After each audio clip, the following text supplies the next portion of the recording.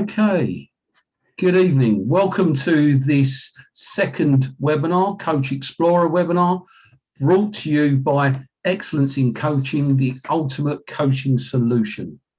In this webinar, I'm going to be answering the following questions. What is a coach? Who would make a good coach? What skills are required? What skills can be learnt? Why would you want to become a coach? How do you become a coach?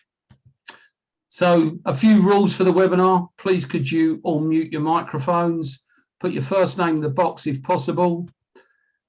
It's great to see smiling faces on the video. So when I come out this presentation, it'll be great to see you still all there. That'll be wonderful. Please use chat to communicate and ask questions. There'll be someone to make a note of your questions. This webinar is being recorded, and say hi in the chat box and let me know your full name, and please tell me what part of the UK or world you are currently in. So a little introduction, not going to take too long on this, just our story so far. At Try Coaching Partnership, how did we become coaches? Well, I suppose officially, both myself and Susan McCormack, our co-managing director, became coaches when we, over a decade ago at the University of East London, studying coaching. We studied coaching there and studying coaching for driver development as well. But if I went back, and I can't talk about Sue's personal story, but if I went back to mine, when did I first recognise now that I started coaching? It was when I was 18, and I started to become, I became a betting shop manager in North London in Tottenham, and I was 18, all my staff were older than me, and I recognised then that I couldn't just tell people what to do. So I had to work out a way, and I remember reading a book called The Reflective Practitioner and another one called The 1 Minute Manager, and they really set me on my coaching path. And from there, I ended up becoming a district manager with 120 people working with me, and I was successful at that. And then I suppose the main things that moved me on from there is I went to the University of Canterbury, and I got stage 1, 2, 3 in adult education. And then from there, spent 2 years at the University of East London in coaching and evidence-based coaching. And I suppose the most recent one is both me and Sue have become fellows of the International Authority of Professional Coaches and Mentors. So that's just a brief of about how did we become coaches and our journey up until now. And the thing about being a coach is that, you know, it's about change.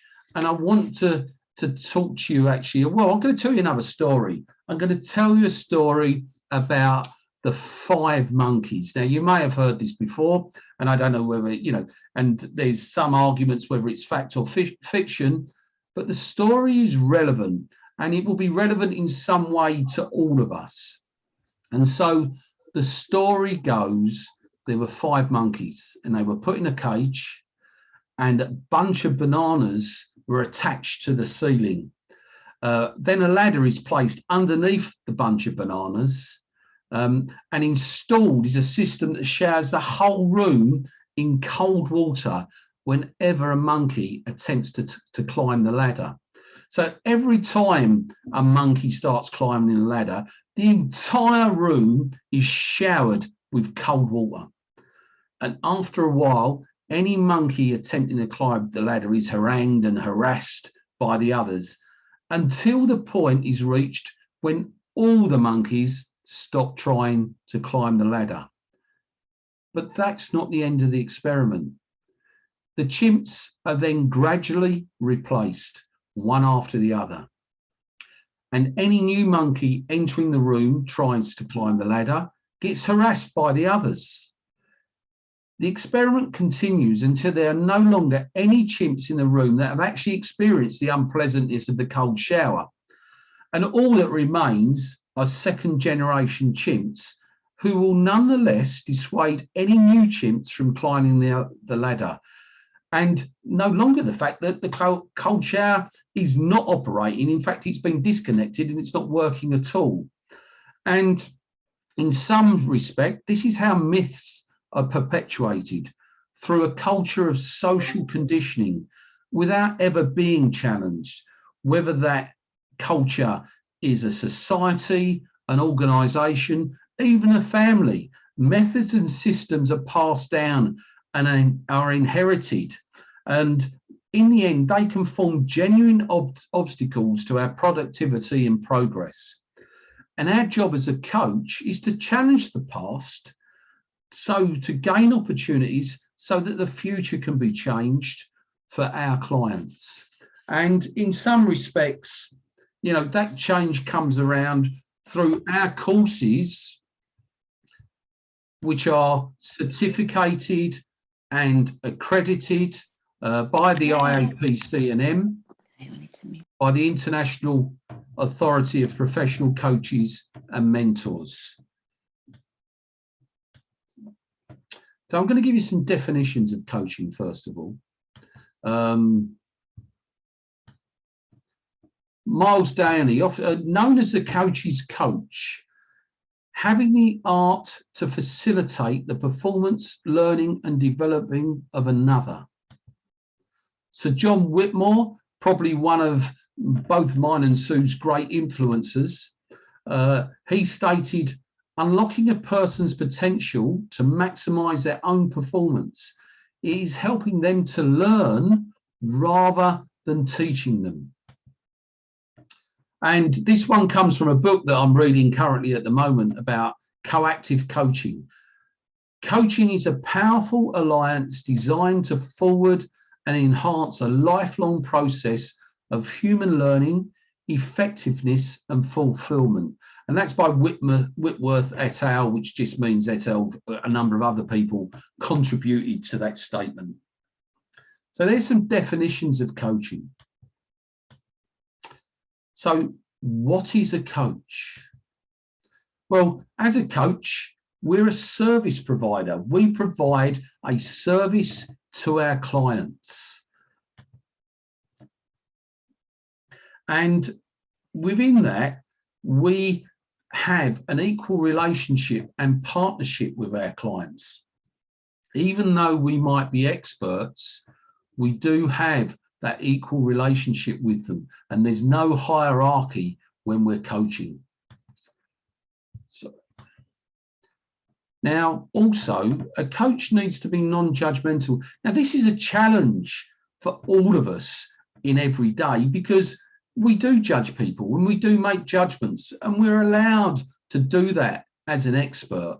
But when we're a coach and coaching, we need to have an unconditional positive regard for the other person and to put all our judgments to one side. A coach is professional. You know, if you come to coaching, it's a paid service that is provided. And so being a professional, that you need to have terms and conditions. And those terms and conditions in coaching are what we call contracting, and it's negotiated terms and conditions. It's agreed before we set out on that coaching path that both parties are entering into an agreement that they both agree to. And that's a matter of having a professional status when you start. Coaches, for me, as a coach, I have strong beliefs. And when I say strong beliefs, I believe that my beliefs that coaching raises awareness and helps people take responsibility for their choices. And for me, that's the fundamental principle when I'm coaching. If I don't believe that, that people have the right to make choices, even the wrong choices, it is their choice. And as a coach, I fully believe that. What I try to do as a coach is give them all those possible options, or help them discover all those possible options before they make the choice that is fitting for them. But a coach also challenges, and people have their own map of the world and their own way they see things.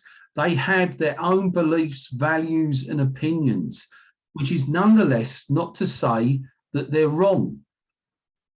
But we're allowed to challenge them. So when somebody's giving their point of view, it's okay to go, is that true? Is that the truth? And allow them just to think about that. So it's okay.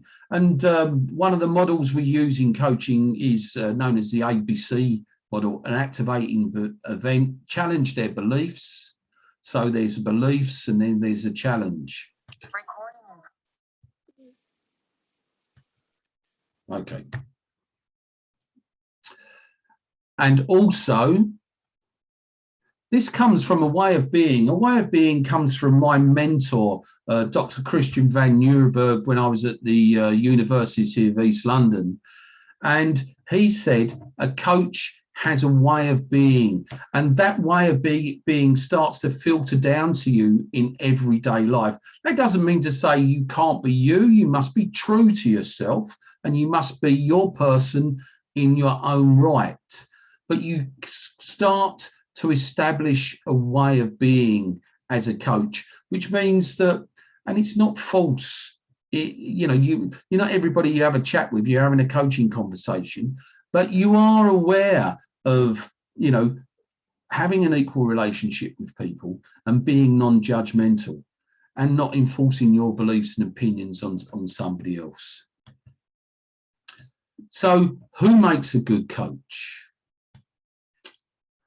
I suppose the simple answer is those who want to be, because there's nothing stopping anyone really within, to a certain degree, achieving anything they want to. And being a coach, if you want to be a coach, then you're perfectly well entitled to be. It's not up to me to judge whether you can or whether you can't. So anyone who wants to be a coach could be a coach.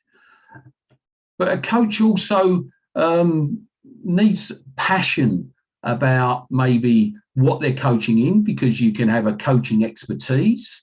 You can coach around a hobby, a personal interest.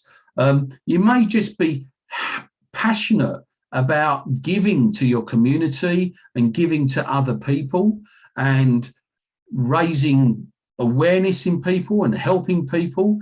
It's good to have a passion as a coach and to have those strong beliefs and opinions, because that's what makes you passionate.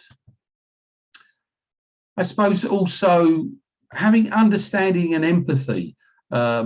We all have life experience. Now, we can't be that other person, but we can try to walk in their shoes and to develop an understanding and an empathy for the path that they're walking. But we have to also remember that we're not them. So it helps to have understanding and empathy. You believe in coaching values, and coaching values really is about developing, and this is not to say that anybody wouldn't, but honesty, integrity, because people have to trust you as a coach. And with that rapport is built. And when that rapport is built, people can open up to you, because if they don't want to open up to you, they're really difficult to coach. And so it is really, really important that you believe in the coaching values, because that shines through to the person that you're coaching. What makes a good coach? Someone who wants to support. You really want to be on the other person's side. And we have to be careful here that we're not supporting ourselves and our own values, but we are supporting the other person, regardless, and this is where becoming non-judgmental and an unconditional positive regard comes in, is that you're supporting what they want to achieve. And that's quite challenging at times, because you know, if we're working around skill, we also need to give them what they need. Interesting, this one, not ego driven. As a coach, trying to make sure that you're not on your agenda, that it's not about you. And this is where coaching supervision plays a part. It is really, really important. I talked about contracting a little bit earlier, but also supervision, going to a more experienced coach and discussing how you performed as a coach. And, you know, when you're talking about clients, you're talking about client X, client Y, client Z. You're not talking about someone in person. That can help you put your ego to one side. And you have to embrace CPD, continue professional development. It is absolutely essential. As a coach, you have bought into lifelong learning.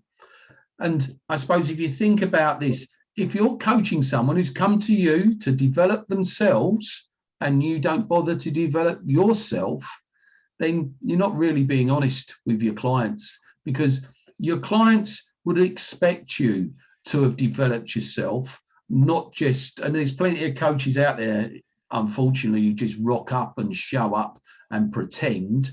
I think that you have to buy into that continued professional development and continue learning. And, you know, that's saying the more, you know, the more that I know, actually, the more I discover, the less I know. And it's an ongoing process. So embracing your own continued professional development is something that makes a good coach. What skills are required? This makes me smile. You must be a good listener. Yeah. And when I think about a good listener, you know, if we're going out and we're having a social conversation amongst friends, maybe down the pub, you don't have to be a good listener. You know that you'll be going sometimes, oh, it's my turn to say something, I want to give my opinion. That's absolutely fine. I'm talking about being a good listener, actively listening at level 4, which is when you're repeating back, paraphrasing, summarizing, and level 5, when you're listening to the silences, when you're starting to read the body language, and I'll come back into that a little bit later as well.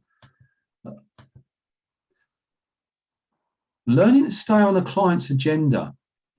And what I mean by this is when the client's telling their story, things get triggered up here. And all of a sudden you go off on a tangent because they're talking about something. You go, oh, yeah, I know all about that. All right.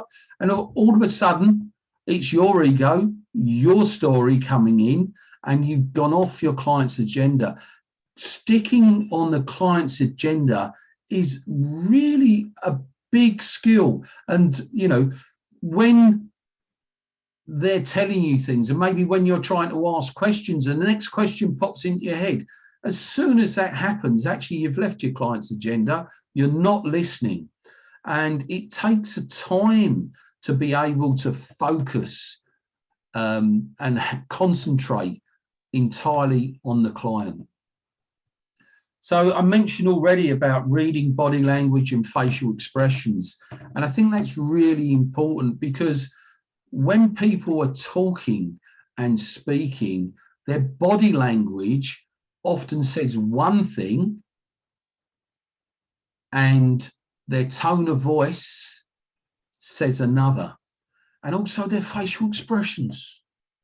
You know, we as coaches start to have to learn to understand the differences, and it's about listening to that silence, really, and giving people a chance to trust you. And we're coming back to that trust, because their body language in some ways displays their mistrust of you, because they don't want to give you all the information. They may not even trust themselves with the information, because it might be so buried so deep they don't want to go there. So we need to be able to read that as coaches. Powerful questioning techniques. I think powerful questioning techniques come with challenging people's thoughts and feelings.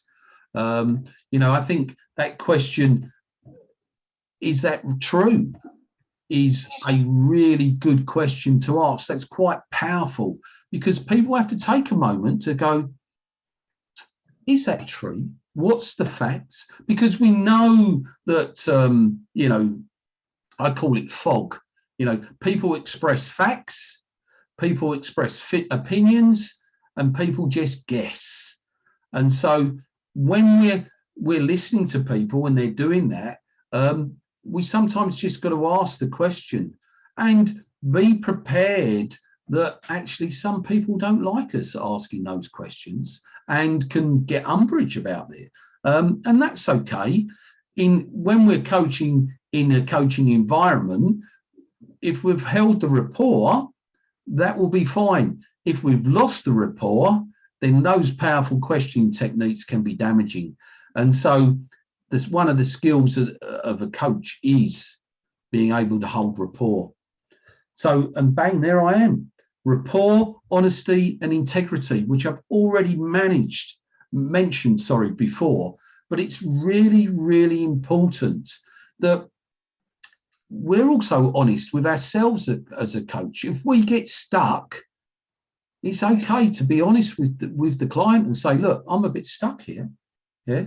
And if I get stuck, it's simple, really. Look, I'm a bit stuck here. Can you help me?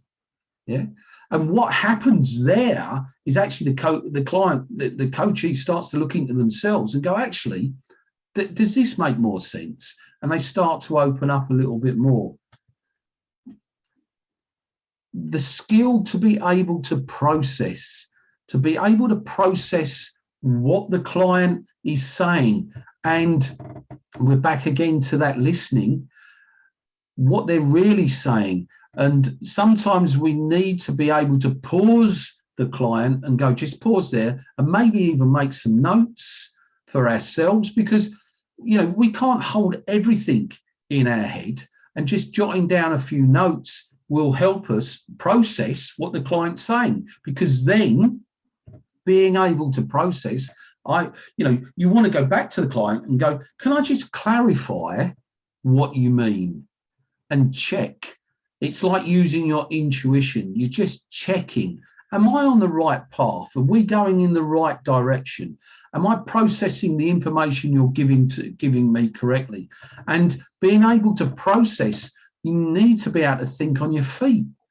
You can take pauses, but you're in a relationship with a client, and that ability to process the information quickly and accurately is a skill that is required. And then a range of tools to unlock potential. Now, there's hundreds of coaching tools we can use. I think one of the coaching tools that I like is what's called 6 hacks thinking, and it's really in a way of putting people in different emotional states. So when they put on a red hat, they're in that angry state, or when they put on a yellow hat, they're in a happy state, or when they put on a black hat, they're in a sort of a bit more somber state. Green is environmental, blue is a bit clinical and business-like, and white is, I suppose, what we got a bit like computer style thinking. So that's a tool to help, and we put people in those different states to help them think through, well, what would I do if I was feeling like this? And what would I do if I was feeling like that? And then there's simple tools like mind mapping is effective. And of course, then just holding coaching conversations, but also in that coaching conversation, using role reversal, getting them to walk in the coach's shoes. Can you coach me in this situation? And then sometimes just playing games.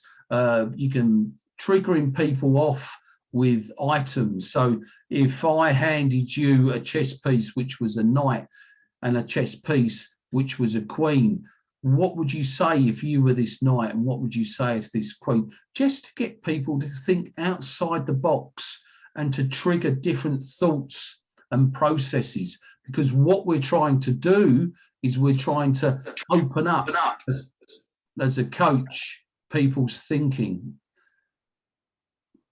Sorry, I just said someone needs to be muted. Sorry. What skills can be learned? Well, I've touched on contracting.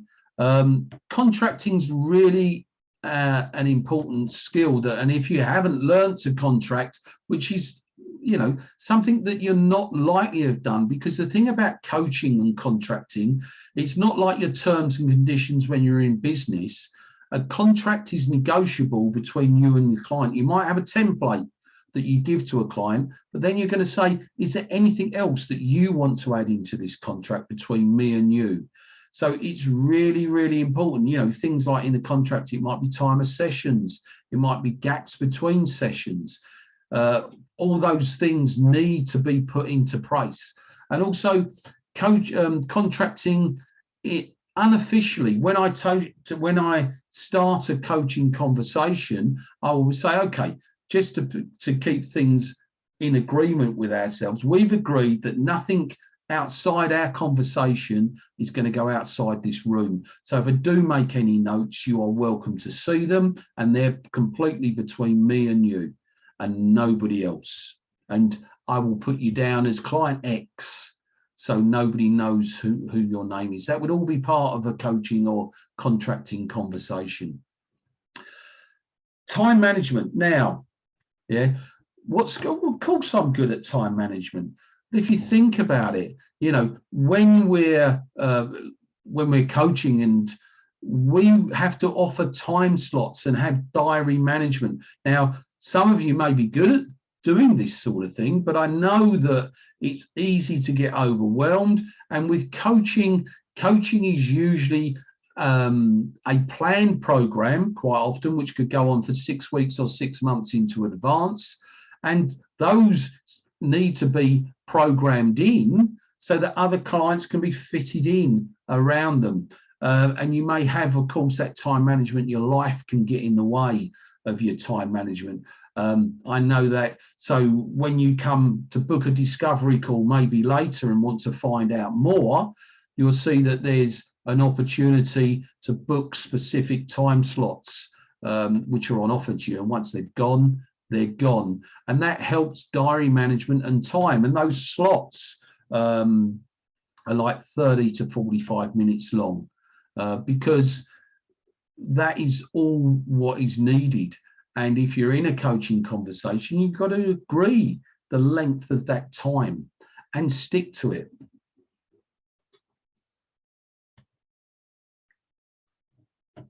Business.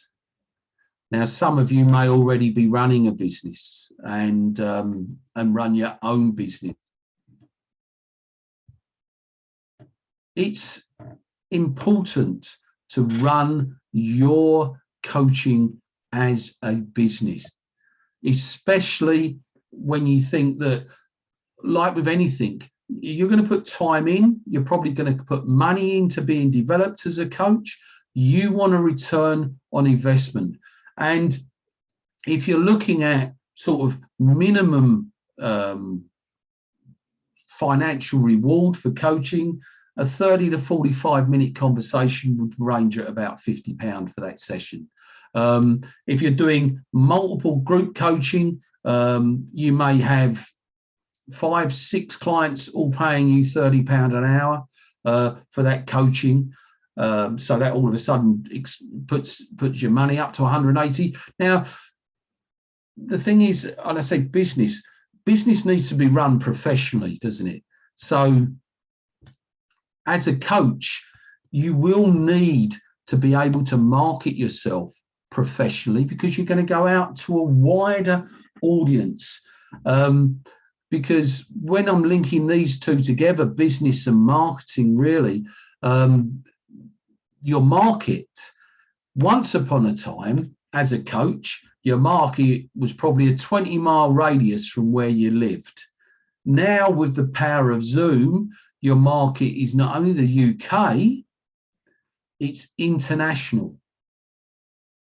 And so you could effectively run your coaching business from a beach in Barbados. I'm sure you can't wait.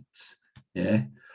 So just thinking about if you can market to a wide audience and gather that market, it's a skill to be learned. And, you know, for us at Tri Coaching Partnership, I've been marketing to our niche business for over 10 years successfully, and we've grown the business into a multiple six-figure business.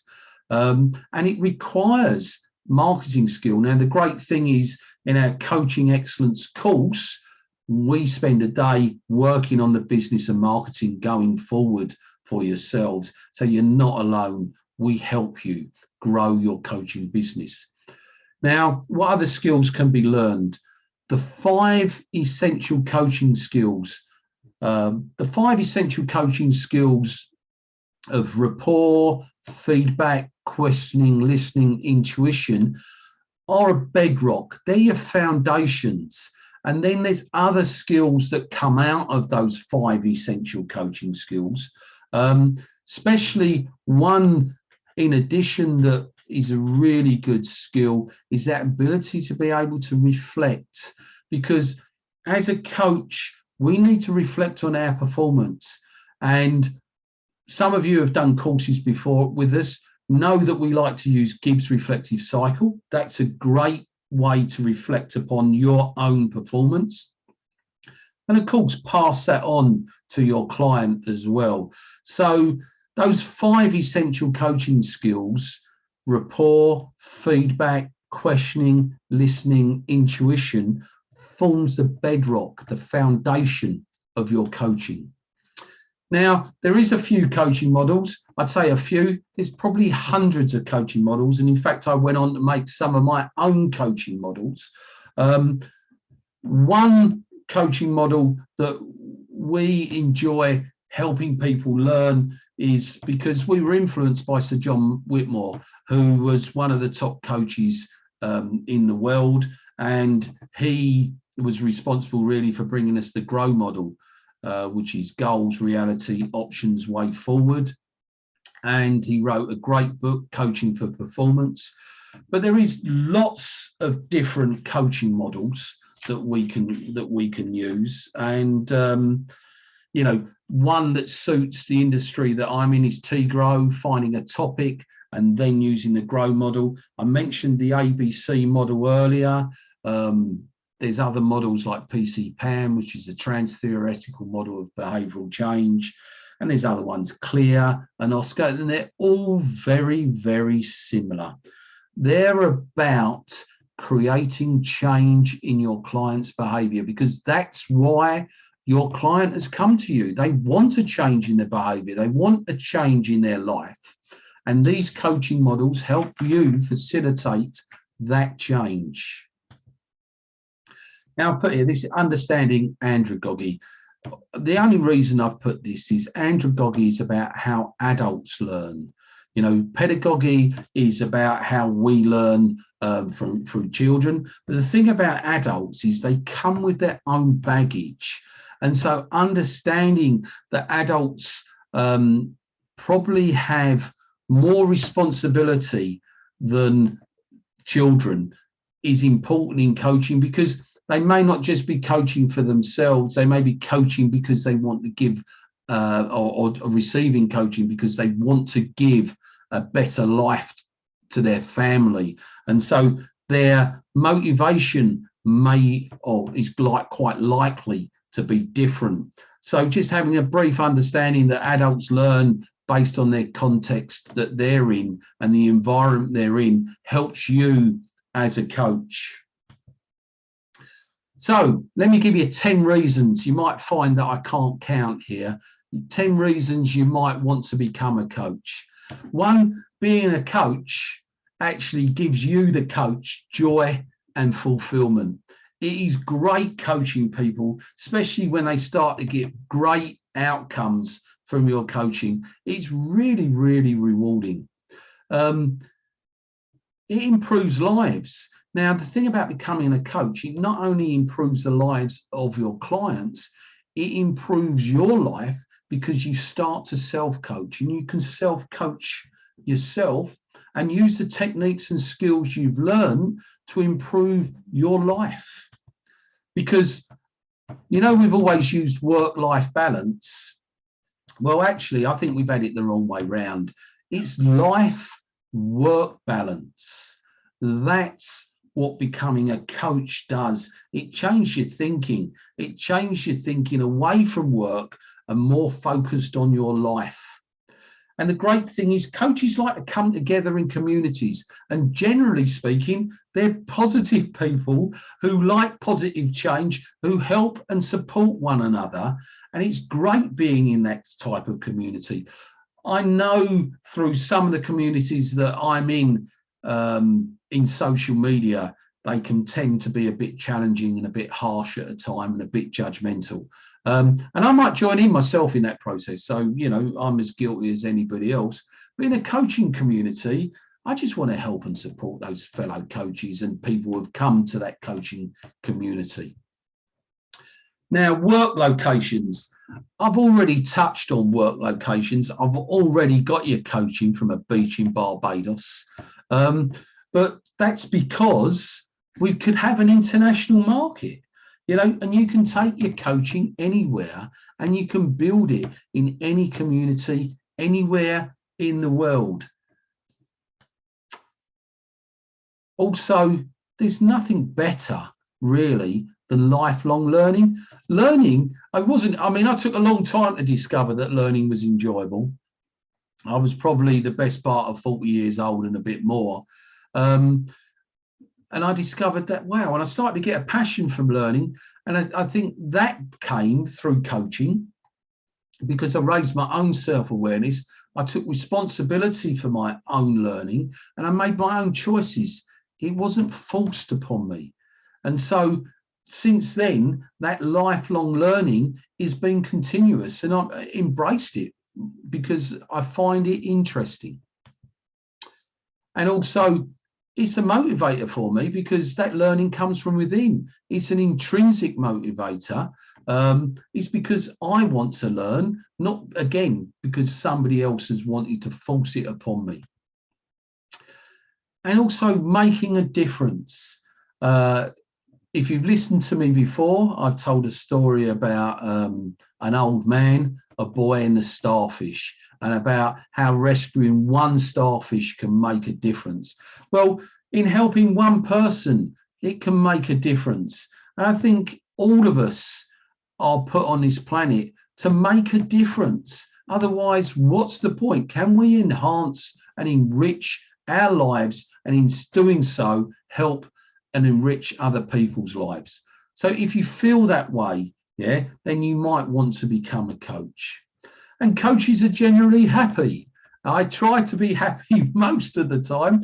I have my moments when I'm not happy, but then that's because I'm human, and to be human is to err, and I make mistakes just the same as everybody else. And this is the bit where I lost count. Yeah, I got up to 11. Being a coach is financially rewarding. I've already touched on this. You know, coaches can earn anything from £50 an hour to £10,000 a month. It is amazing what the top coaches earn.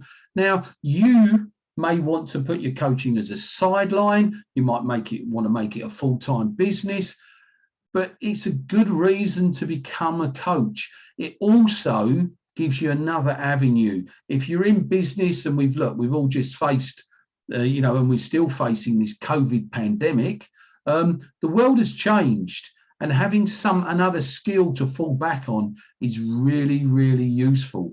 And coaches are in demand in businesses. So I've recently seen advertising on LinkedIn, advertising for coaches, companies wanting coaches to go into the organization as a paid job. So it gives you another avenue. So how to become a coach? Well, I'm going to say you should be, if you're going to become a coach, become credible through certification. Yeah, learn to become a coach, become recognised through accreditation. Join a professional body and get recognised as a coach. And this bit, put your life into action. Yeah, how to become a coach? Oh, I want to become a coach. Well, I'll keep wishing about it. Oh, if you want to become a coach, do something about it. Start that process of becoming a coach. Don't wait. You may need to wait. I know there'll be circumstances out there, but if you don't have to, start now. Because if it's what you want, then you deserve to go out there and get it. Now, you can start with a discovery call. The great thing is about having a discovery call is that there's no hard sell from us. It's about, if you want to become a coach, come and ask some questions about what being a coach is like and how you could become a coach and what will work for you. When I look at from the previous webinar, we had 6 people sign up for our Coaching Excellence program. But on top of that, I had one person who wasn't sure which CPD path to take, and they made a choice to go down their CPD path. I helped another person just find the confidence to pass their part 3. I don't know whether that was down to me, but in that discovery call, they said, look, can you help me? And I've said, of course I can. Let me know how you got on. And they had a chat with me on Friday, and they passed their part 3 the following Wednesday, which was really, you know, what a great reward that is. So if you want to come and have a coaching conversation or just a conversation with me about how this could work for you, then we're going to send you an email with details in it about how to book a discovery call. They're about 30 to 45 minutes long. You'll get my contact details.